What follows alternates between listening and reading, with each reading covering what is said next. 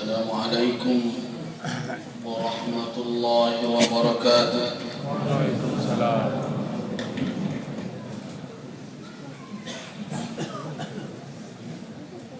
Alhamdulillah alladzi matta'ana bis-sihhati wal-'afiyah واستعمل جوارحنا في عبادته وطاعته ونسأل الله عز وجل أن يجعلنا على ذلك من الشاكرين. أشهد أن لا إله إلا الله وحده لا شريك له وأشهد أن محمدا عبده ورسوله لا نبي ولا رسول بعده. اللهم صل وسلم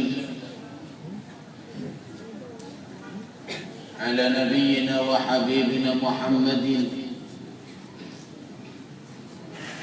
وعلى آله وأصحابه والتابعين وتابع التابعين ومن تبعهم بإحسان إلى يوم الدين. أما بعد، فيا عباد الله، اسمعوا وتدبروا قوله تبارك وتعالى في كتابه الكريم. أعوذ بالله من الشيطان الرجيم. والذين يؤتون ما أتوا وقلوبهم وجلة أنهم إلى ربهم راجعون أولئك يسارعون في الخيرات وهم لها سابقون. صدق الله العظيم.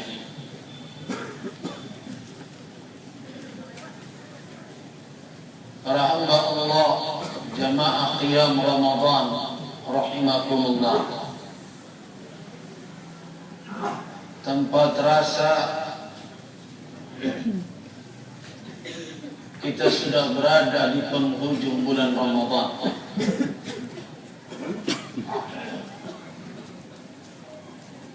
Dan tanpa terasa kegembiraan menyambut Ramadan telah berlalu begitu cepat. Walaupun kita berharap ada kegembiraan yang lebih besar karena siam dan qiyam kita, sebagaimana yang dijanjikan oleh Rasul sallallahu alaihi wasallam, lis-shaimi farhatan, untuk orang yang berpuasa itu ada kegembiraan. Ada dua kegembiraan. Yang pertama farhatun inda fitri, yang kedua farhatun inda liqa'i rabbi. Kegembiraan ketika fitrinya dan kegembiraan ketika bertemu dengan Tuhannya kelak. Kita berharap kita bisa menemukan itu. Tetapi sebagai seorang mukmin yang semestinya setiap hari harus tegak di dalam sikap harap dan cemas, maka tentu kita tidak akan jatuh ke sifat ujub terhadap amal yang telah kita lakukan. Betapapun kita telah melakukan siyam dan qiyam, tak ada seorang pun manusia yang bisa memastikan amalnya harus diterima oleh Allah Subhanahu wa ta'ala. Kita yakin Allah Subhanahu wa ta'ala la yudhi'u amala amil. Allah tidak menyia-nyiakan amal orang yang beramal. Dalam ayat lain dikatakan la yudhi'u ajral mu'minin, tidak menyia-nyiakan pahala orang yang beriman. Benar. Kita beriman dengan itu. Tetapi yang kita sanksikan bukanlah perlakuan Allah kepada kita, tetapi adalah amal yang telah kita lakukan itu apakah telah sesuai dengan apa yang diinginkan oleh Allah dari hamba-Nya atau tidak. Allah tidak akan mengingkari janji, karena salah satu nama yang Ia namakan dirinya dengan itu adalah Al-Wafi. Allah setia dengan janji. Karena itulah Ia katakan innallaha la yukhliful mi'ad.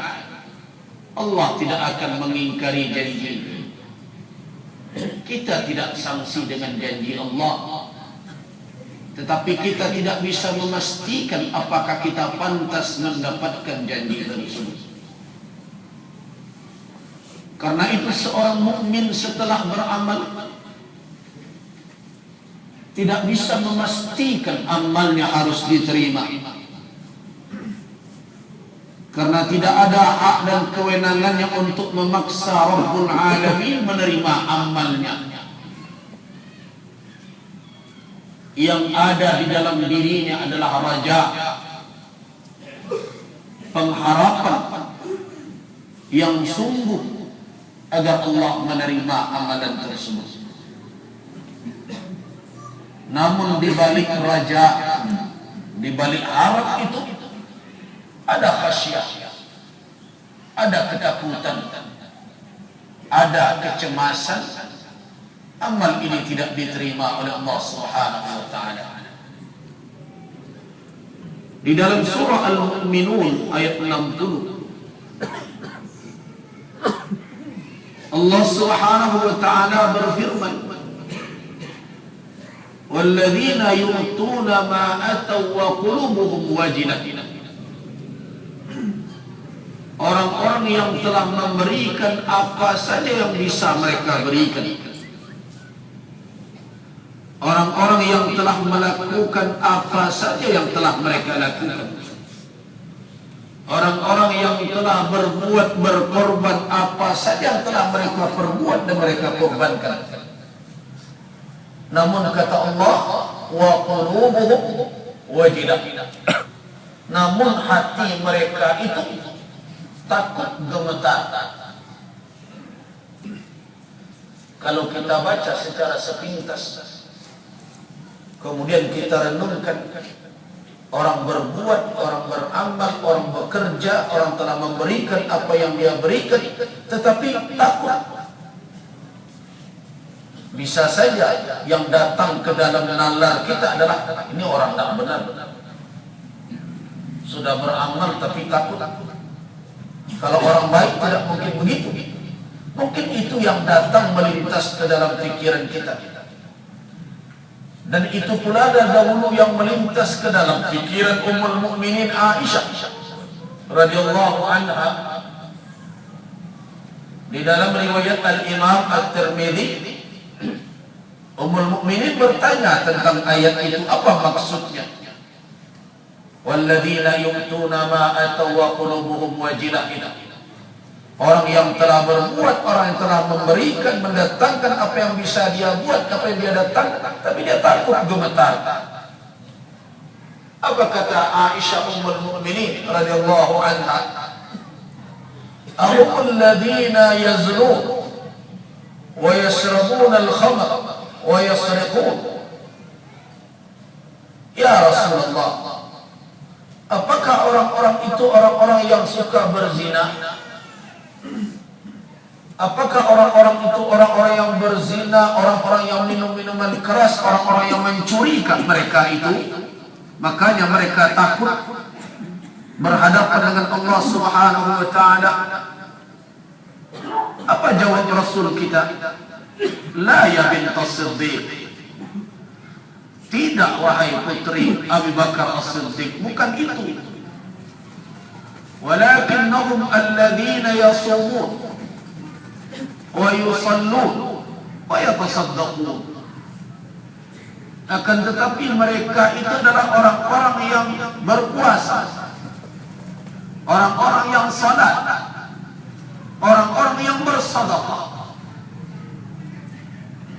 Intinya mereka adalah orang-orang yang taat. Terus kenapa mereka takut? Apa yang mereka takuti? Walakinnahum yakhafun. Namun mereka itu takut. Apa yang mereka takutkan? An turadda alaihim a'malun. Amalan mereka itu ditolak dari mereka, tidak diterima oleh Allah Subhanahu wa ta'ala. Itu yang mereka takutkan. Dan kalau kita mundur ke belakang dalam surah Al-Mu'minun, di awal surat itu apa kata Allah? Qad aflahal mu'minun. Berarti itulah ciri orang-orang yang beriman. Mereka beramal, tapi mereka tidak ujub dengan amal mereka, tidak merasa hebat dengan amal mereka, tidak merasa bahwa dia menjadi penduduk surga, tetapi tetap terus merasa kurang dan cemas. Inilah yang dikatakan oleh Al-Imam Al-Hasan Al-Basri. Apa kata beliau? Innal mu'mina, orang yang beriman itu siapa orangnya? Yaitu man jama'a ihsana wa khasyah, yaitu orang yang menghimpun di dalam dirinya ihsan, perbuatan baik, wa khasyah, dan takut ditolak kebaikan darinya. Itu mukmin. Ihsan, ada kebaikan, dia berbuat kebaikan. Wa khasyah, dan ada rasa cemas. Itu mukmin, kata Hasan Al-Basri. Wa innal munafiq, dan sesungguhnya orang yang munafik, kata Al-Imam Al-Hasan Al-Basri, man jama'a isa'atan wa amna, yaitu orang yang menghimpun pada dirinya dua hal. Ada dua ini dalam diri. Apa itu? Isa'ah, perbuatan buruk, wa amna, dan rasa nyaman-nyaman saja. Kalau ada orang kerajaannya tidak selesai tapi tidak ada rasa takut, diperingatkan orang, wah itu isu aku akan tidak surang bosur, nyaman saja. Kenyamanan di dalam berbuat kejahatan itu, kata Al-Imam Al-Hasan Al-Basri, al-munafik, yang seperti itu tuh munafik. Sedangkan mukmin, orang yang takut amalnya ditolak setelah dia berbuat kebaikan. Tapi ingat, ketakutan itu bukan membuat dia berhenti beribadah. Jadi berbeda takut dengan binatang buas, dengan takut amal ditolak oleh Allah. Ketakutannya itu untuk memacunya terus beribadah. Makanya dalam ayat berikutnya, mereka itu adalah ulaika yusari'una fil khairat. Ketakutan mereka itu membuat mereka itu berpacu berbuat kebaikan. Wa hum laha sabiqun, dan mereka mau menjadi orang terdahulu di dalam berbuat kebaikan, menjadi pionir. Nah, itulah al-mu'minun di dalam ayat tersebut. Nah, karena itulah ketika kita mengevaluasi Ramadan, amalan kita di bulan Ramadan, kita baca tulisan para ulama, apa tanda amal Ramadan itu makbul di sisi Allah Subhanahu wa ta'ala? Tanda yang pertama yang dituliskan oleh para ulama dalam berbagai tulisan mereka adalah orang yang beramal di bulan Ramadan, tanda amalnya diterima, siyamnya dan qiyamnya, alamat tandanya adalah ittiba'ul ihsani bi ihsan, Orang itu senantiasa mengikuti kebaikan dengan kebaikan. Dia tidak berhenti dengan berakhirnya Ramadan. Kenapa demikian? Karena dia tidak pernah merasa puas. Dan dia tidak pernah merasa cukup. Dan dia sadar bahwa dia adalah hamba Allah, bukan hamba Ramadan. Sering ulama mengingatkan kepada kita, kunu rabbaniyin wa la takunu ramadaniyin. Jadilah kamu orang-orang yang sadar bahwa kamu ini punya Rabb. Kamu ini adalah orang yang punya pencipta, yang menciptakan kamu untuk beribadah. Itulah tujuan asasi penciptaan manusia dan jin. Orang yang sadar bahwa dia adalah abdullah, hamba Allah, khalqullah, ciptaan Allah, tentu tidak akan berhenti beribadah dengan berlalunya Ramadan. Karena Allah Subhanahu wa ta'ala hayyun la yamut. Allah Subhanahu wa ta'ala baqi, kekal, tidak pernah pergi dan datang, tidak pernah hilang lenyap. Dia tetap ada. Nah, kalau kita sadar bahwa kita hamba Allah, maka tidak akan berhenti ketaatan dan ketundukan dengan berakhirnya Ramadan. Tapi kalau ada orang setelah Ramadan berlalu, dia lupa pula dengan masjid, dia mulai menjarak pula dari aturan dan perintah Allah, maka orang itu bukanlah hamba Allah. Orang itu pada hakikatnya adalah hamba Ramadan. Ramadan tiba, dia taat. Ramadan berakhir, dia pun berbuat maksiat. Nah, inilah yang terjadi dari tahun ke tahun di tengah umat Islam. Ramadan menggembirakan kita, jumlah umat yang hadir ke masjid di bulan ini, intensitas atau tingkat jumlah dari pengajian majelis ta'lim meningkat, dan umat yang mendengarkannya cukup banyak. Tetapi sepertinya nasihat, tausiah, mawa'id, apapun namanya, seperti menjatuhkan air ke pasir tidak berbekas. Ketika Ramadan berakhir, habislah masa keramaian itu. Seperti yang dilakukan dahulu oleh seorang wanita yang diibaratkan oleh Allah sebagai tamsilan di dalam surat An-Nahl ayat 90. Namanya Rita bin Amru. Tapi yang bernama Rita jangan tersinggung, bukan Rita yang sekarang. Dahulu Rita bin Amru. Cuma ada juga yang meniru Rita itu. Siapa itu Rita bin Amru? Rita bin Amru itu adalah seorang wanita dari Bani Tamim. Pekerjaannya membuat orang tercengang dan menganggapnya kurang waras. Kenapa? Kerjanya adalah bertenun kain, menyusun benang helai demi helai menjadi kain yang indah, kuat, dan bisa dipakai. Begitu lama dia bertenun, tetapi ketika telah kokoh tenunan, telah kuat dan bisa dipergunakan, dia cabuti benangnya satu persatu sehingga hancur lebur, kembali bercerai-berai. Itulah Rita bin Amru itu. Nah, itulah yang jadikan tamsilan oleh Allah. وَلَا تَكُونُوا كَالَّتِي نَقَضَتْ غَزْلَهَا مِنْ بَعْدِ قُوَّةٍ أَنْكَاثًا. Janganlah kamu sekalian seperti wanita yang menguraikan tenunannya setelah kokoh dan kuat.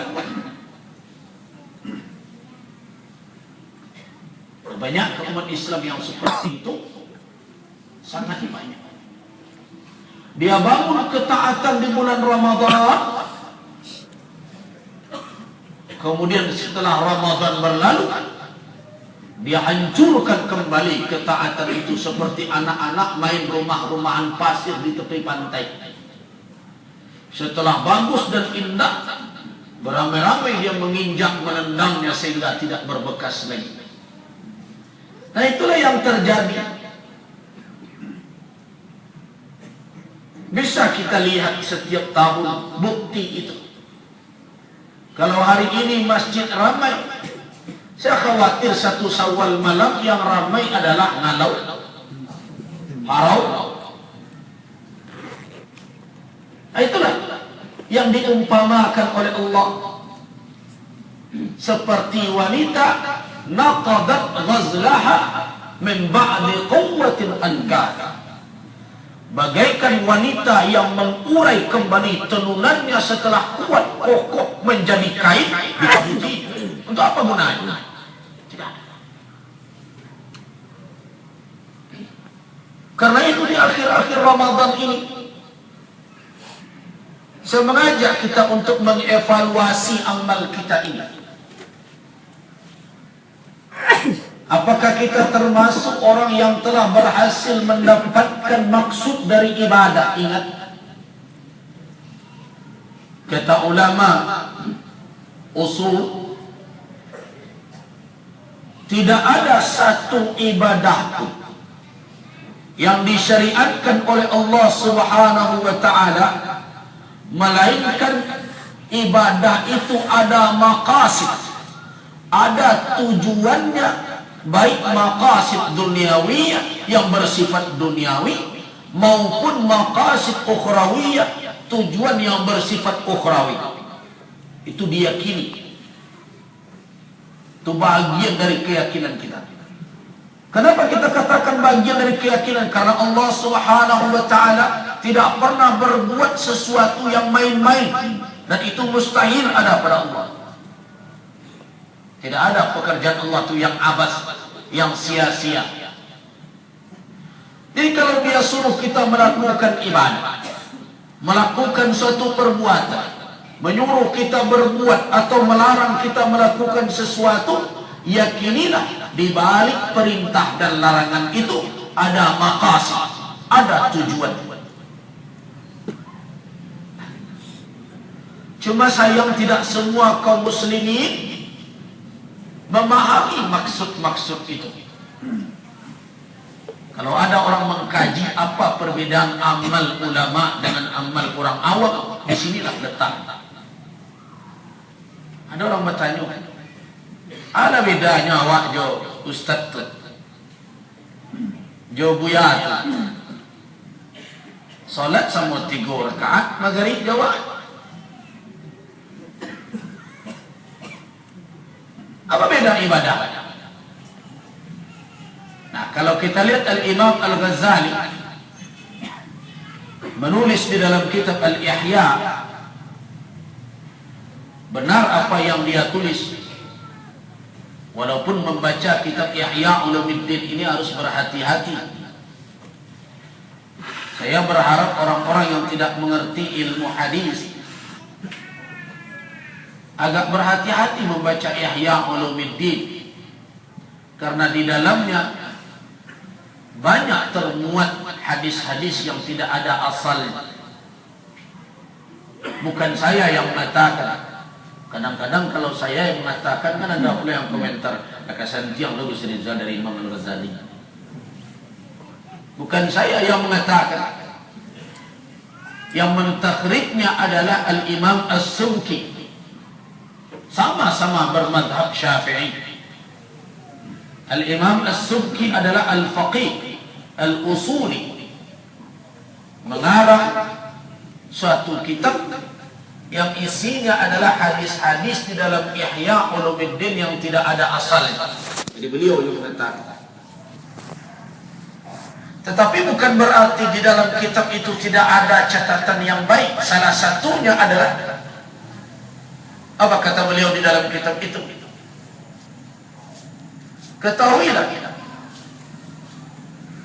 innamat ta'at, sesungguhnya ketaatan murtabitatun bin niyyati fi asli sihhatiha, kata beliau. Sesungguhnya taat, amal-amal yang dilakukan berkait dengan niat dalam urusan sah dan tidak sah. Benar itu. Kenapa? Hadis yang mengatakan innamal a'malu binniyat.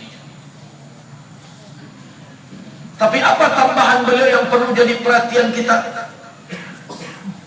Kata Al-Imam Al-Ghazali, wa murtabitatun, dan juga berkait dengan niat dalam masalah apa? Fi kasrati, pada jumlah banyaknya imbalan yang diterima oleh orang tersebut. Jadi rupanya niat ini bukan hanya menentukan sah dan batal, tapi niat itu juga menentukan banyaknya imbalan yang didapat. Fi dha'fi, dalam lipat gandanya sawab, pahala. Apa maksudnya itu? Assalamualaikum, percakapan niat dilafazkan atau tidak? Menjelang puasa sibuk dengan apa? Nawaitu shauma ghadin. Nah, Al-Imam Al-Ghazali menunjukkan lebih dari itu, bahwa niat tidak hanya semata menentukan sah dan tidak sah, tetapi juga menentukan apa? Berlipat gandanya imbalan yang diterima oleh orang yang beramal. Bin niyatil hasanah, dengan niat-niat yang banyak kebaikan. Bi kasratin niyah, dengan banyaknya niat, maka dengan itu banyak pula imbalan yang didapat oleh seseorang dalam satu amal. Jadi rupanya satu amal ini bisa menghimpun banyak pahala dengan niat saja. Apa ada dalilnya itu kalimat itu? Ada. Seorang wanita datang kepada Rasul bertanya tentang bersedekah kepada kerabat. Apa jawaban Nabi? Bolehkah ya Rasulullah? Kata Nabi, na'am, boleh. Walaki ajrun marratain, engkau dapat pahala 2 kali, kata Nabi. Pahala apa? Yang pertama adalah pahala sedekah. Yang kedua pahala apa? Pahala silaturahim. Amalnya berapa? 1. Apa amal? Bersedekah. Yang dia dapat berapa? 2. Mana yang 2? 1 pahala sedekah, yang 1 pahala silaturahim. 1 amal mendapatkan 2 kebaikan. Kalau dilipat gandakan lagi 2 kebaikan, bukankah Al-Quran mengatakan man ja'a bil hasanati falahu asyru amsalihah?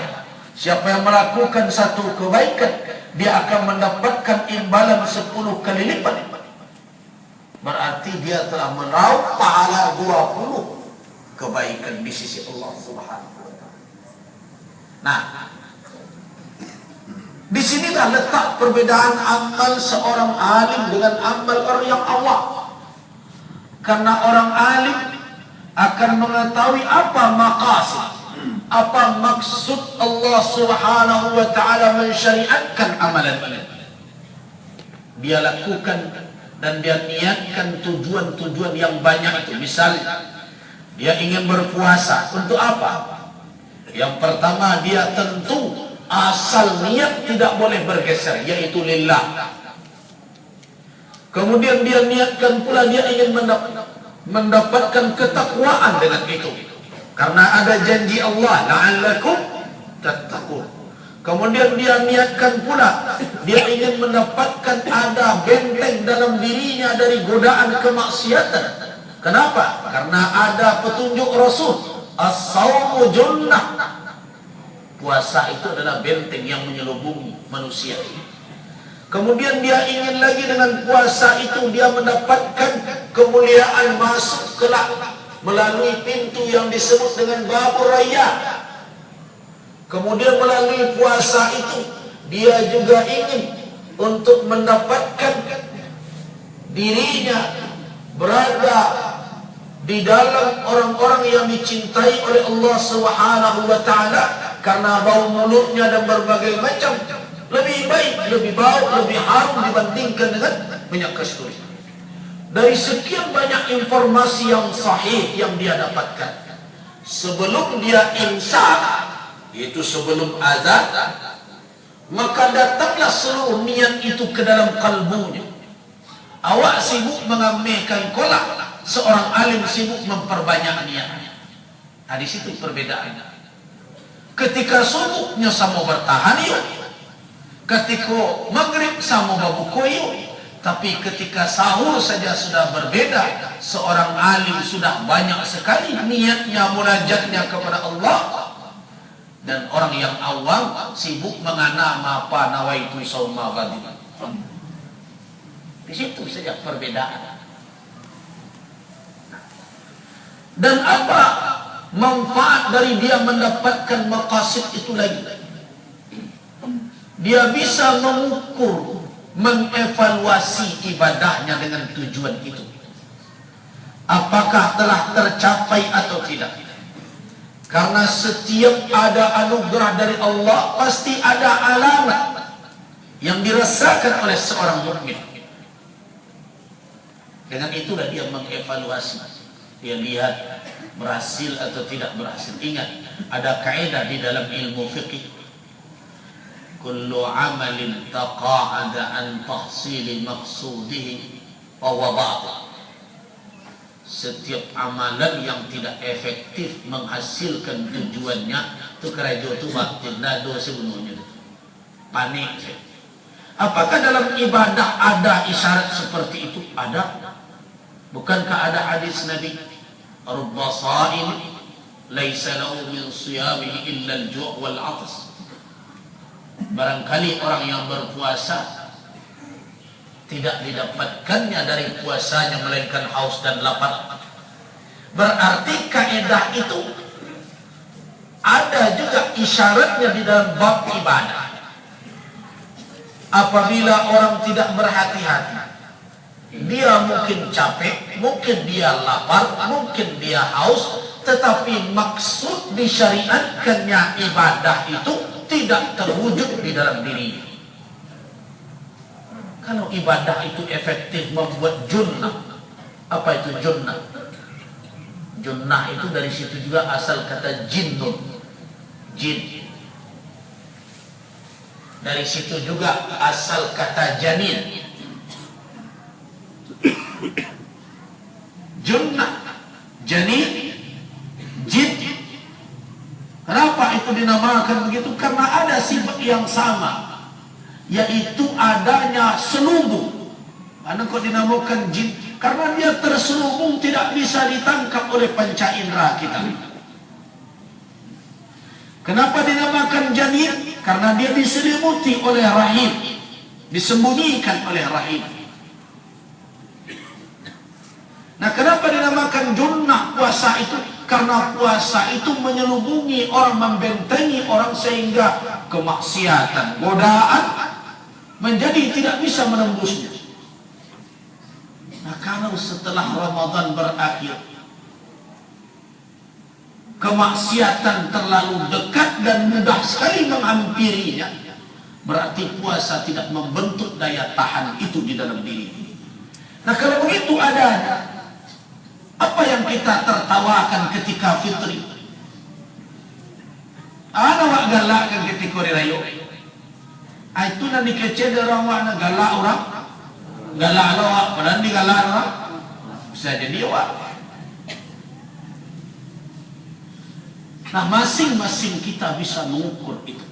Itulah alamat pertama qabulul a'mal. Amal dikabulkan adalah ittiba'ul ihsan bi ihsan. Amal kebaikan tidak berhenti tapi berlanjut. Ummul Mukminin Aisyah juga meriwayatkan Su'ila Rasulullah sallallahu alaihi wasallam an ahabbil a'mal ila Allah azza wa jalla. Rasulullah pernah ditanya tentang amalan yang paling dicintai oleh Allah Subhanahu wa taala. Qal, apa jawaban Nabi? Adwamuha wa in qalla. Amal yang paling dicintai oleh Allah itu adalah yang berkekalan, yang berkesinambungan, yang berkelanjutan, wa in qalla, meskipun sedikit. Itu yang dicintai oleh Allah. Kok enggak banyaknya dalam perahu, tapi sebentar. Bulan Ramadan kok habis, Quran kok sehari harus sejuz. Itu 3 bulan Fatihah aja kena. Setiap salat inna ataina yaqulu hadri. Nah, padahal amalan yang dicintai oleh Allah itu bukan banyaknya yang menjadi ukuran kecintaan Allah kepada amal, tapi apa? Adwa, daimumah kata orang, kekekalan, keberlanjutan, keterus-menerusannya, itu yang menjadikan amal itu ahabbul a'mal, amalan yang paling dicintai oleh Allah Subhanahu wa taala. Nah, karena itu evaluasilah diri. Kalau seandainya diri ini bisa terus diajak berbuat kebaikan, maka benarlah, bergembiralah, ada alamatul qabul, ada tanda diterima. Tanda yang kedua adalah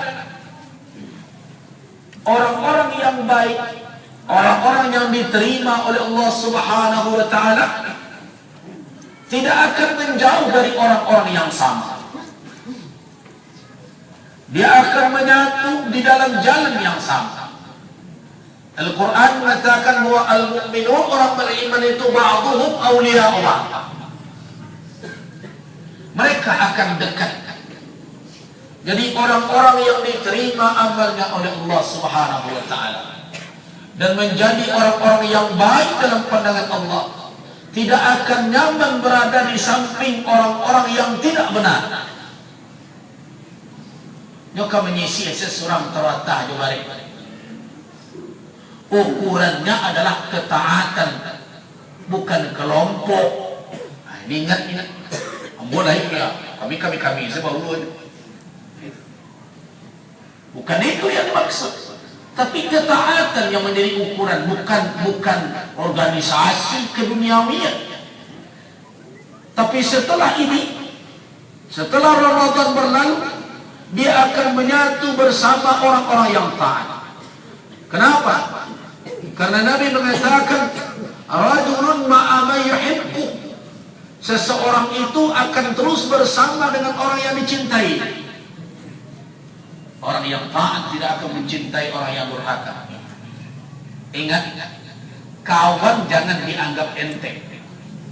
Rasulullah SAW mengingatkan kita tentang mencari kawan dan menjadikan orang lain sebagai kawan. Ar-rajulu ala dinil khalil. Seseorang itu keberagamaannya biasanya serupa dengan kawan akrab.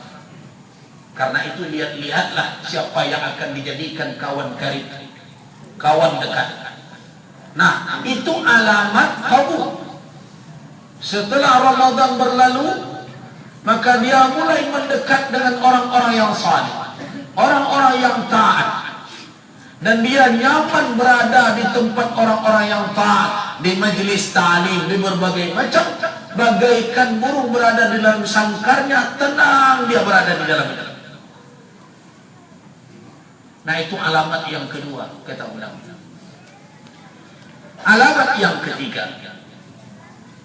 Alamat yang ketiga adalah orang itu akan tegak bil qisti wal adl.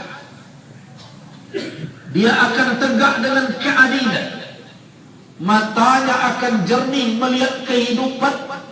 Antara hak dan batil akan berbeda dengannya.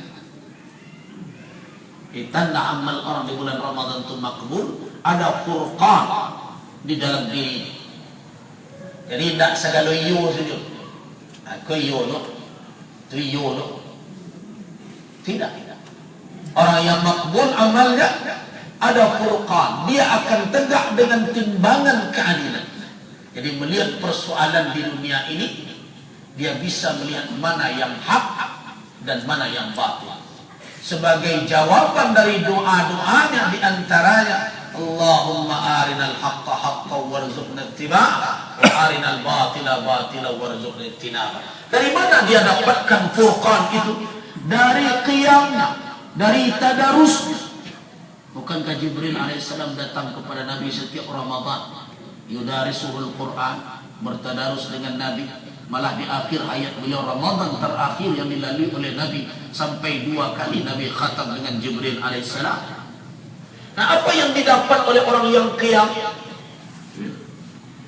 Apa yang didapat oleh orang yang melantunkan ayat-ayat Allah di dalam salat, yang tadarus Al-Quran di malam harinya, yang mengisi i'tikafnya dengan tadabbur Al-Quran? Apa yang dia dapat? Al-Quran akan menjadi ukuran antara hak dan batil, furqanan. Jadi orang yang diterima amalnya setelah Ramadan ko cani lain tak sama secikudo jodoh-jodohnya nak. Dia mulai mempunyai sikap hak dan batil akan berbeda di mata. Dia dapat dari mana? Dari Al-Quranul Karim yang dia baca di bulan Ramadan ini. Makanya sebagian ulama ditanya, lalu saya ditanya, apa isyarat yang kita dapat? Kenapa Allah Subhanahu wa taala mengiringkan ayat siyam dengan Ramadan sebagai bulan turunnya Al-Quran, di samping memang fakta sejarahnya begitu? Kata beliau, bukankah Ramadan dianjurkan orang untuk memperbanyak tadarus Al-Quran? Iya. Nah, itu bacalah di dalam ayat itu. Syahrul Ramadan alladzi unzila fihi al-Qur'an hudan lin-nasi wa bayyinatin minal huda wal furqan. Kalau kamu ingin melihat hasilnya, maka setelah amal di bulan Ramadan, kalau betul engkau melakukan siyam dan qiyam, kalau betul engkau melakukan tadarus Al-Quran, kalau betul engkau isi ibadahmu dengan Al-Quranul Karim, maka kamu akan mempunyai sesuatu setelah itu. Apa itu? Furqanan bainal haq wal batil. Kamu akan bisa membedakan hak dan batil. Dengan apa? Ukuran yang kamu pakai dengan Al-Quranul Karim sebagai al-qis, sebagai timbangan yang adil. Itu alamat yang ketiga. Alamat yang keempat adalah dia mempunyai cara pandang terhadap dunia yang benar. Tidak melihat dunia sebagai tujuan kehidupan. Bukan berarti dia tidak mau hidup di dunia ini lagi, bukan itu maksudnya. Dijamin tak mati loh. Kita tidak disuruh meminta mati, tetapi kita disuruh apa? Disuruh kalau kehidupan ini lebih baik, hidupkanlah aku ya Allah. Tapi kalau kematian itu in alimtal maut, kematian ini al-wafa khairan li, yang lebih baik, fatawaffani, wafatkanlah aku. Karena Allah lah yang lebih tahu mana yang terbaik. Tetapi cara pandang orang setelah Ramadan, tanda atau alamat diterimanya amalnya, dia mempunyai cara pandang yang benar terhadap dunia. Apa itu? Dunia bukanlah mablagha ilmina, bukanlah tujuan dari ilmu kita, bukanlah batas jangkauan ilmu kita. Dunia bukanlah akbar hammina, bukan itu yang harus menyita seluruh kehidupan kita ini. Itu alamat, kata ulama. Kenapa dia bisa begitu? Dari mana dia mendapatkan bulan Ramadan? Dari imsak dia. Dari imsaknya itu. Imsaknya itu mengajarkan dia bisa bertahan pada yang halal, tentu akan membuat dia mudah menghindar dari yang haram. Dia bisa mengendalikan hawa nafsu. Allah tidak menyuruh membunuhnya, tetapi didik hawa nafsu itu. Kendalikan dia. Jangan sampai dia berada di depan kita, biarkan dia di belakang, sehingga kita yang diikuti. Nah, apabila benar dia shaum, dia benar-benar siap, benar-benar imsak, benar-benar mencoba mendidik hawa nafsunya, maka dia akan melihat dunia sebagai apa? Mazra' lil akhirah, kesempatan untuk menanam amal perbuatan yang kelak akan diterimanya, sebagaimana yang dikatakan oleh Ali bin Abi Thalib radhiyallahu anhu, ad-dunya darul amal wal akhiratu darul jaza. Dunia adalah tempat beramal, akhirat adalah tempat menerima balasan. Nah, itulah alamat yang keempat. Dan alamat yang terakhir, dia akan tegak bersama dengan ulama untuk mendakwahkan kebaikan yang telah diturunkan oleh Allah Subhanahu wa taala. Ini 5 alamat. Alamat qabul. Iringkan kebaikan dengan kebaikan, itu yang pertama. Kemudian yang kedua apa? Apa tadi? Mana dona tekanan? Tidak akan menjauh, dia akan mengelompok, akan bersama dengan orang-orang yang taat, orang yang saleh. Yang ketiga, dia punya furqan. Setelah Ramadan berlalu, dia punya sikap, bisa membedakan antara hak dan batil dan bisa mengikuti yang hak. Dan yang keempat, dia mempunyai pandangan yang benar tentang dunia. Dan yang kelima, orang yang puasa punya kepedulian yang tinggi. Karena itu dia tidak ingin kebaikan itu dia monopoli sendiri. Dia ingin berbagi dengan orang-orang. Nah, karena itu dia akan ikut menyampaikan kebaikan, menyokong dakwah. Nah, inilah 5 alamat yang dikatakan oleh ulama itu pertanda bahwa maqasid, tujuan-tujuan yang ditujukan oleh syariat dengan amalan-amalan Ramadan setidaknya telah tercapai oleh orang itu. Nah, sekarang tinggal kita mengevaluasi diri kita masing-masing. 5 itu bukan untuk penilai orang, Pak, tapi untuk penilai diri wak surat. Beko jan orang lo dan di ponten jan limo, sudah terima aja. Janu sudah terima. Nah, ini lah pernah. Jadi untuk menilai diri kita sendiri ada itu. Nah, apabila itu terwujud, berarti maqasid khas, tujuan khusus dari amalan-amalan Ramadan telah terwujud. Kalau urusan ampunan, diampuni dosanya yang lalu, ghufira lahu ma taqaddama min dhanbi, itu tak bisa dijadikan sebagai tanda di mawah tahunnya. Kan lu nado oleh dari SMS dari kan, kalau diampuni kan, nah itu tidak bisa dijadikan. Itu tadi masuk dalam kajian awal kita. Apa itu? Harap dan cemas tadi. Itu landasan. Awak berharap diterima, berharap diampuni. Tapi kan diampuni atau tidak? Kan dimasukkan awak ke serubur atau tidak? Indah amal awak pun menentukan. Walaupun amal ini menjadi modal. Saya tidak sependapat dengan orang yang mengatakan wah Nabi tidak dijamin masuk serubur. Kenapa? Hadis itu tidak begitu maksudnya. Benar, Rasulullah SAW mengatakan, la ahada minkum, tidak seorang pun di antara kalian yudkhiluhu amaluhul jannah, tidak ada seorang pun yang akan dimasukkan oleh amalnya ke dalam surga. Iya, betul. Ketika ditanya Rasul, wala anta ya Rasulullah, engkau tidak pula ya Rasulullah, wala ana, saya juga tidak. Nah, ada urusan jaminan di situ. Nabi cuma mengecekkan amal tidak sebanding dengan surga. Amal tidak menjamin orang masuk surga. Bukan Nabi tidak dijamin masuk surga. Itu melompek kesimpulan namanya. Kadang-kadang profesor kan lompek-lompek biasa itu. Nah, ada kata jaminan masuk surga di situ. Yang disebut Nabi amal. Tidak seorang pun dari kamu sekalian yang dimasukkan oleh amalnya. Engkau ya Rasulullah, saya juga tidak. Adi malu dapat kesimpulan Nabi dan jamin masuk surga. Nah, dikecil Nabi, amal tidak memasukkan. Nah, ketika ditanya, wala anta ya Rasulullah, engkau tidak boleh Rasul, amun nak lodo, amal amun nak cukup. Kecuali, disiko jaminan Nabi.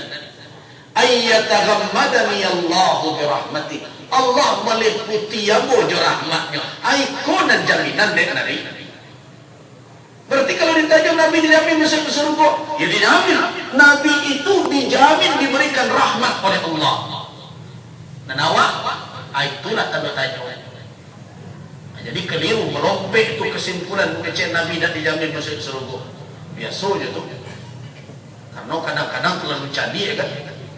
Beretong 3 ke 10 nanti kana saya ngurupu ada sampai 5 6 7 sampai 9. Nah, jadi untuk urusan ampunan, untuk urusan surga, untuk urusan babur rayyan, untuk urusan jazaa'ul akhir yang ada dewa harap.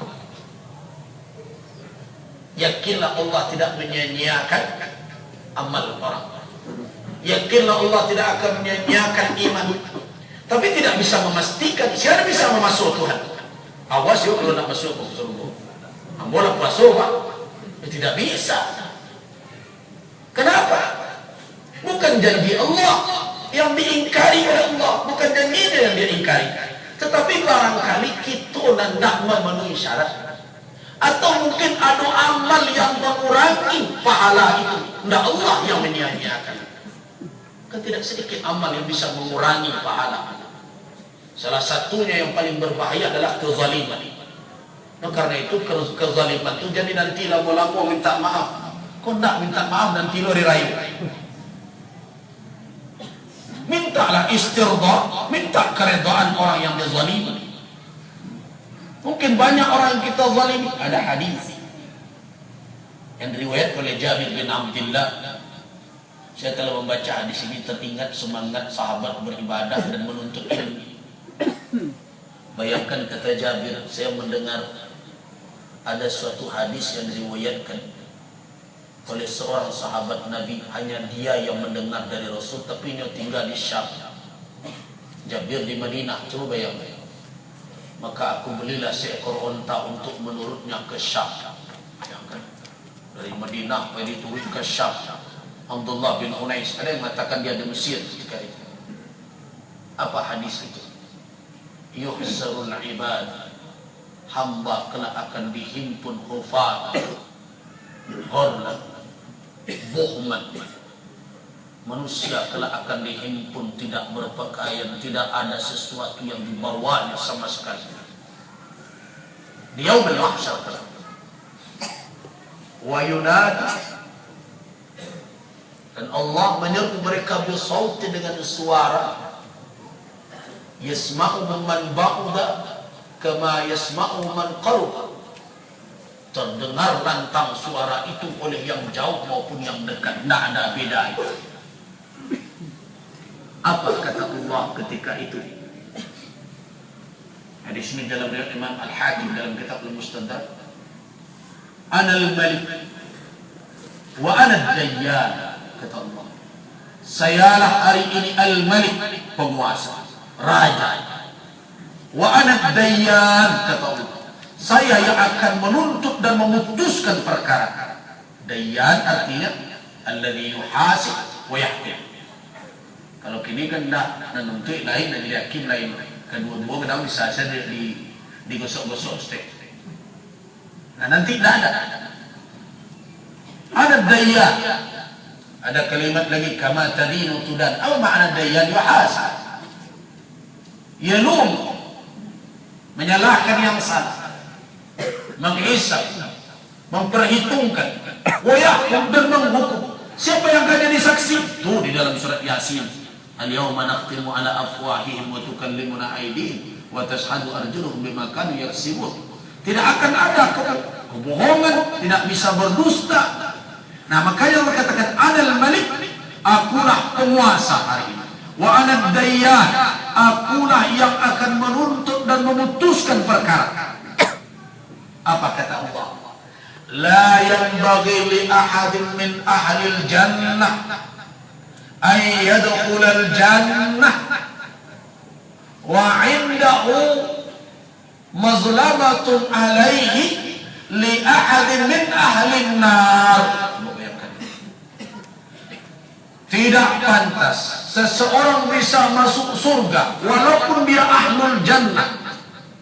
Dia telah ditetapkan sebagai penduduk surga, tapi dia tidak bisa masuk ke surga kalau seandainya pada diri orang itu ada beban kezaliman yang pernah dia lakukan. Dia ambil hak orang lain walaupun orang itu penduduk neraka sekalipun. Coba yang tadi. Tidak bisa. Tidak bisa dia masuk surga kalau ada kezaliman yang dia lakukan kepada orang walaupun orang itu penduduk neraka. Nah, mau main kalau kamu masuk neraka walaupun dia asal tidak. Kata Allah, la yang bagi, tidak pantas dia masuk surga walaupun dia ahadin ahlil jannah, salah seorang min ahlil jannah dari penduduk surga. La yang bagi ayadkhulal jannah, apabila masih ada kezaliman yang belum dituntaskan walaupun yang dizaliminya itu adalah penduduk, salah seorang penduduk neraka. Sampai bila dia bisa masuk surga? Sampai hatta aqussahu minhu, sampai aku kisas, kata Allah, dibalen tuh kerajaan. Jadi hati-hati. Wasanku amal kau banyak juga ternyata digerogoti dengan amal kezaliman yang lain. Salah satunya itu ria nanti, hasad nanti. Nah, mendengarkan itu apa kata sahabat? Ya Rasulullah, bagaimana kita akan membayar? Bukankah kita dihimpun di padang mahsyar tidak bawa apa-apa? Walaysa indana syai'. Pakaian tidak ada juga kada bayi itu kezaliman itu. Kata Nabi, bil hasanati was sayyi'at, dengan kebaikan dan keburukan. Kalau ada kebaikan awak zalim kepada orang, dia sudah kebaikan awak diambil untuk orang itu. Ambussahu min. Jadi jangan merasa bahwa kita pede betul. Kadang-kadang kan ada yang lupa diri. Pulang haji bentuklah penduduk surga. Keluar Ramadan bentuk orang lagi penduduk surga. Ingat, kita tidak bisa memastikan, harap cuma sungguh. Makanya ada sering orang membaca doa, mungkin bapak dan ibu hafal itu setelah beramal, Rabbana taqabbal minna, ya Allah terimalah dari kami siyamana wa qiyamana wa ruku'ana wa sujudana wa tadarru'ana wa takhashu'ana wa tammim taksirana.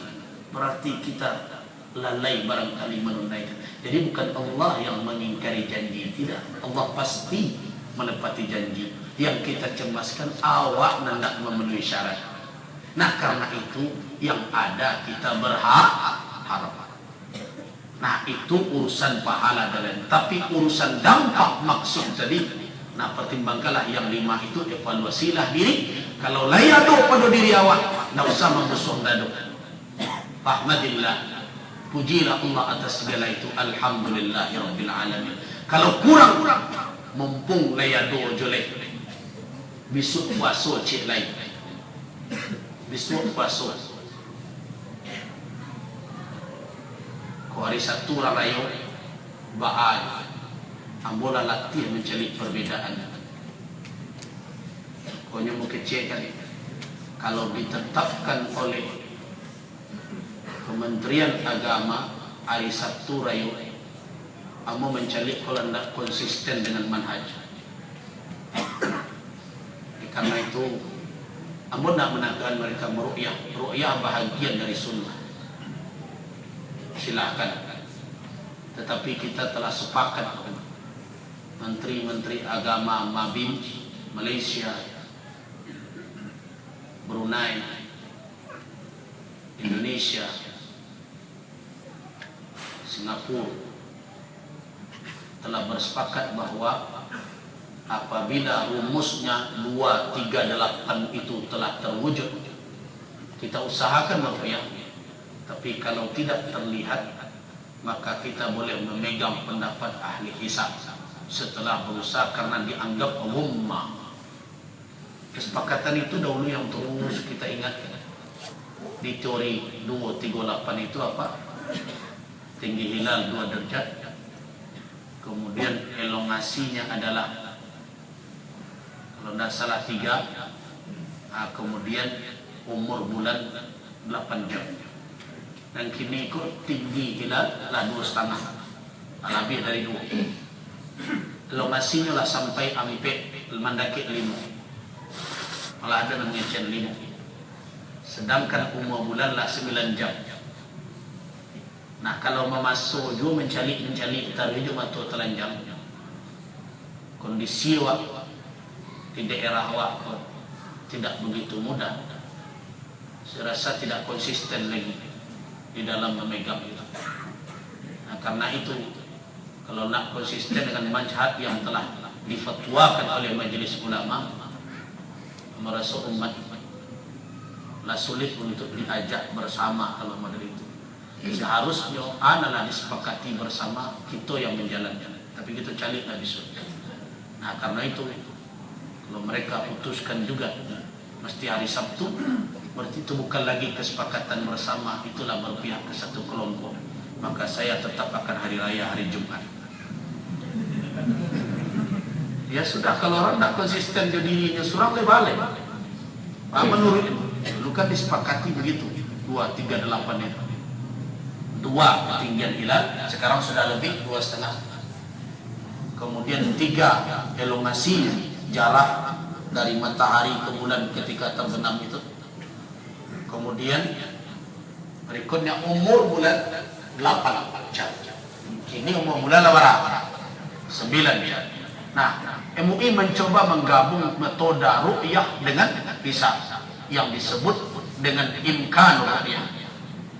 Dan itu dalam rangka memahami faqdurulah dan faqmilu sya'ban salasina yauman. Jadi ada kata faqdurulah, ada kata faqmilu sya'ban. Jadi digabung oleh MUI supaya nak menyatu. Tapi kini nentungke pula nak memborabah.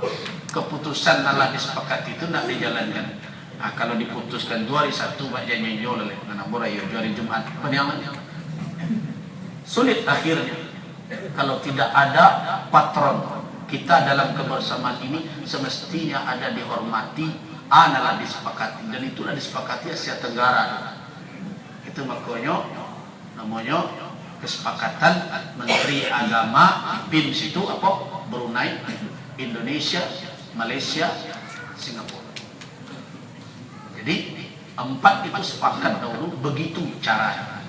Tidak kita tinggalkan ru'yah, karena itu bagian dari sunnah, difahami cara itu sunnah. Walaupun ulama tidak sependapat, tapi kita pakai itu. Itu jalan yang mu'tadil. Tapi tidak pula kita abaikan hisab, karena ilmu pengetahuan tidak bertolak belakang dengan tuntunan syariat Islam. Nah, terlepaslah dari itu. Tapi saya mengajak kita semua, apapun yang kita lakukan, yang telah kita perbuat, kalau kita rasakan ada manfaat, pujilah Allah. Bukan kita yang pintar beramal, bukan kita yang hebat, Allah yang menganugerahkan kita kekuatan, kesehatan, kesempatan dan kemauan. Pujilah Allah. Tapi kalau belum terasa malam nanti, masih ada kesempatan 1 hari besok lagi. Dalam berpuasa, perbanyaklah mengevaluasi diri. Kejarlah berbagai macam kekurangan dengan memperbanyak beristighfar dan berzikir dan membaca Al-Quranul Karim, dan segeralah bertaubat kepada Allah atas kelalaian yang telah kita lakukan selama ini.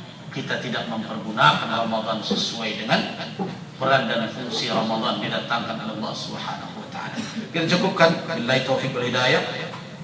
Wassalamualaikum warahmatullahi wabarakatuh.